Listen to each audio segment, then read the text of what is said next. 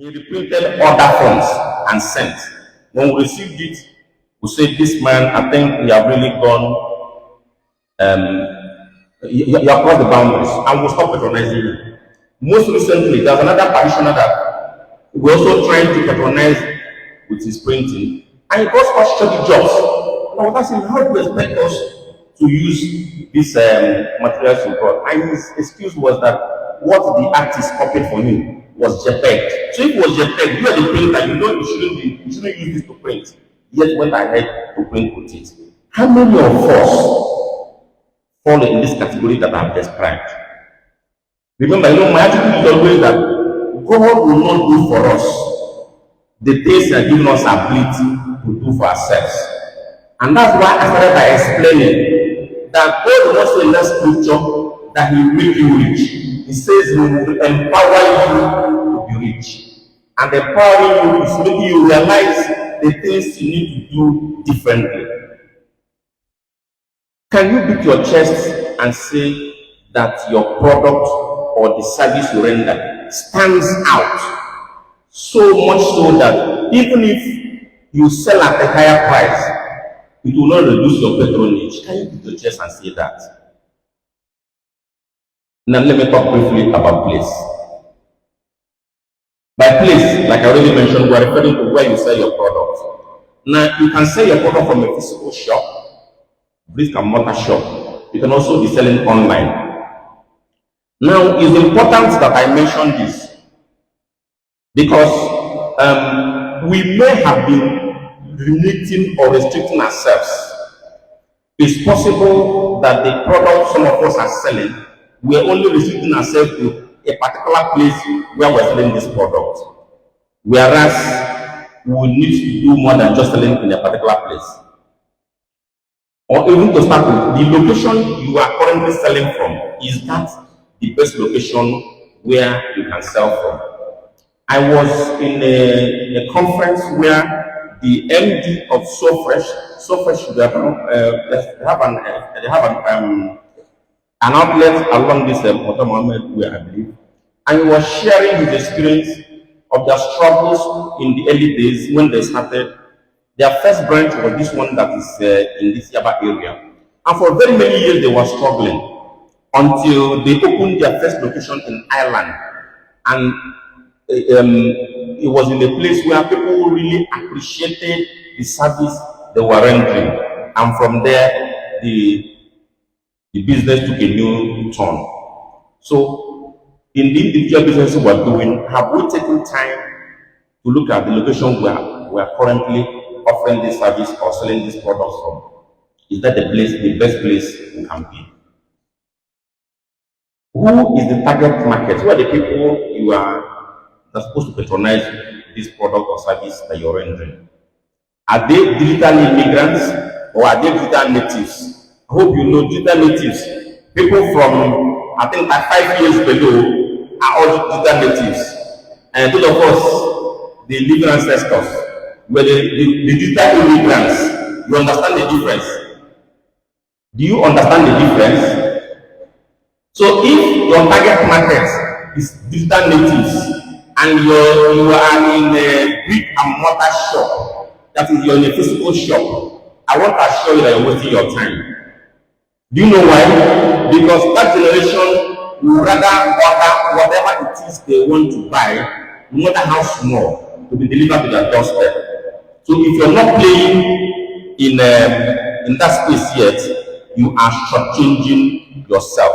You are actually limiting what you can do. Now, when I say this, it might look very big, it might look an unattainable aspiration. But do you know that the WhatsApp business in your phone, you can set up a shop on it? Are you aware? Are you aware? If you don't know, consult the young ones around you. You can very easily set up a shop on the WhatsApp business that is in your phone already. And I will encourage you to aspire to have a full e-commerce website. Rome was not built in a day, but aspire, gradually ensure that you get there, so that Particularly, like I say, if your target market are the digital natives, aspire to eventually have a full e-commerce, so that even while you're here, customers can be interacting with your website. I can still be buying and paying while you're here. Then I move to the third P. I'm still addressing our brothers and sisters who are buying, who are selling, who are rendering service. I'll come to those of us who are working. Now, I want to remind us that on pricing, that's the third P, which is price. That is a major determinant of how far a business can go. A number of us who price our services, our goods, are not intentional. That is, it's not strategic. There's nothing you're trying to achieve. Whatever price you're fixing for your product or your service, it has to be for a reason. It has to be for achieving a particular end. And I'll give you a couple of scenarios. Now, you will use what they call penetration pricing strategy, wherein you can start with a lower price, lower than the industry average, so you can attract patronage. And when you have established enough patronage, you can now gradually increase the price. You can also do what they call loss leader pricing strategy. Loss leader.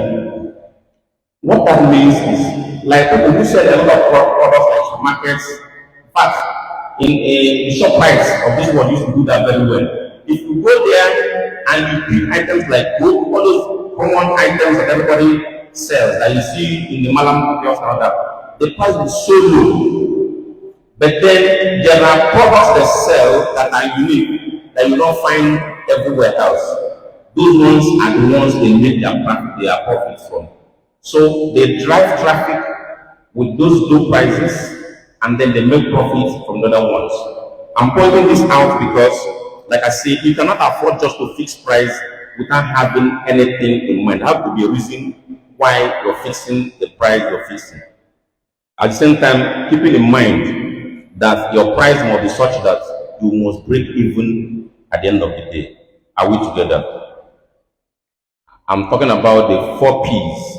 I want to go to the fourth one, which is promotion. No matter the business or service, no matter the business you do, no matter the product you sell, no matter the service you render, you must promote your business.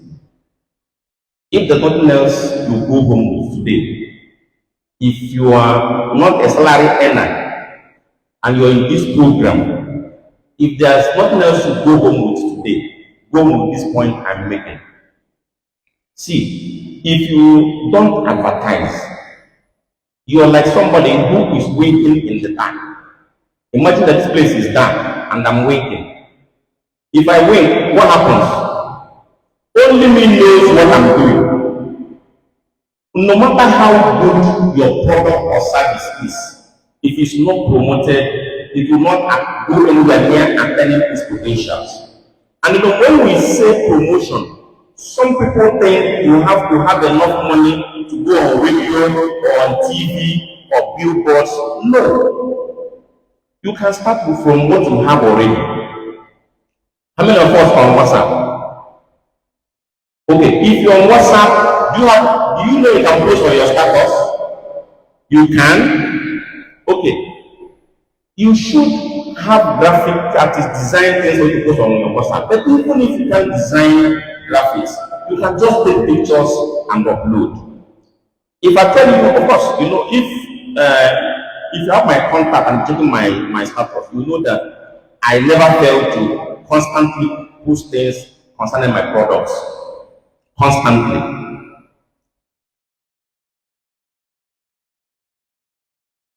Again, also on WhatsApp, you can create a WhatsApp group and add your friends.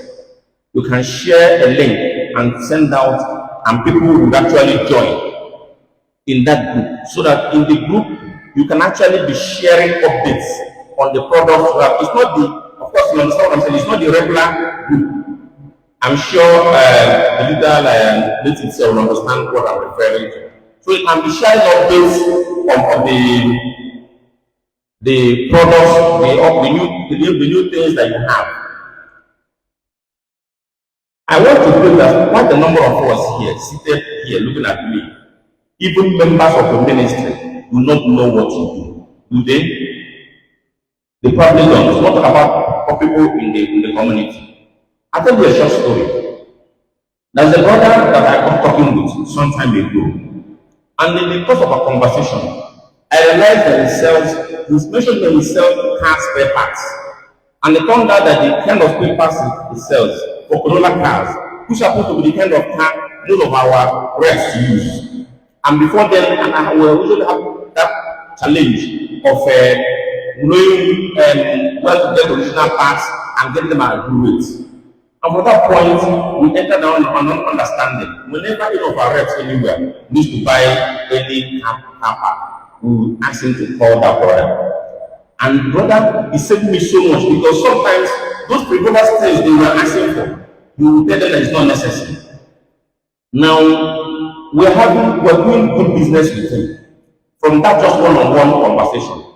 Imagine if another 10, 20 people gets to know what we can do and can also give that level of patronage. Imagine what difference that can make.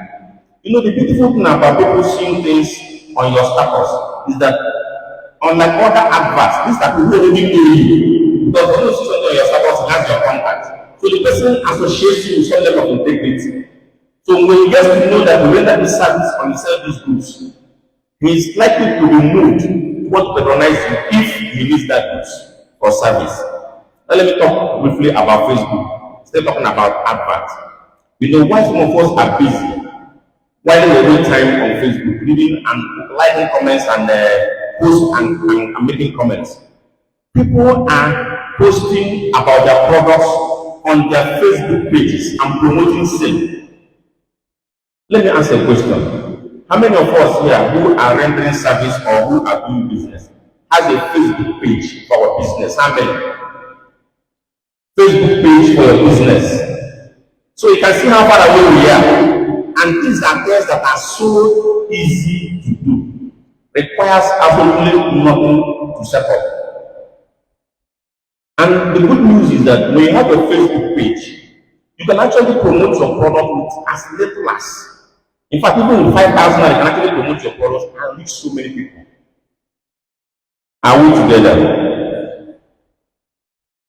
Even if you're not social media savvy, I already told you that you don't need to worry about that. I am sure you have a son, a daughter, a niece, a nephew, young ones that you can call upon and they will effortlessly do this for you.